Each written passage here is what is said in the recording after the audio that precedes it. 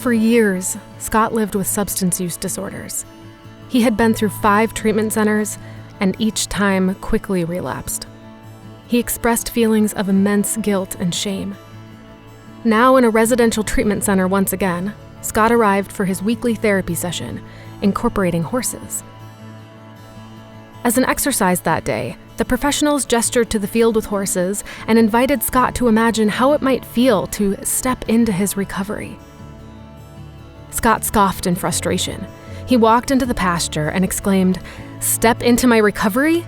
You think it's that easy?" Our team noticed that the oldest horse, Chief, moved in front of Scott's path. It was interesting that it was this horse, as they were quite similar, broken down, prickly, and standoffish. Exacerbated, Scott shouted, "Leave me alone!" and pushed the horse away. But Chief turned his head back towards Scott. The pattern repeated when finally they stood face to face in stillness and Chief bent his crooked legs and laid down. Finally surrendering, Scott sat back to back with Chief, each supporting the other. Chief then let out a long, deep breath.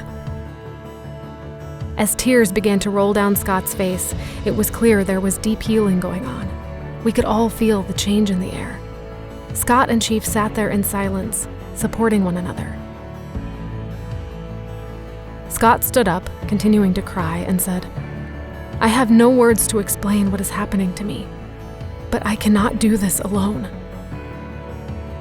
After this, Scott continued to spend time with Chief each week while he completed his treatment in the program. 6 months later, we received an email from Scott. Attached were 2 photos depicting Chief. The first, a picture of Scott's new tattoo.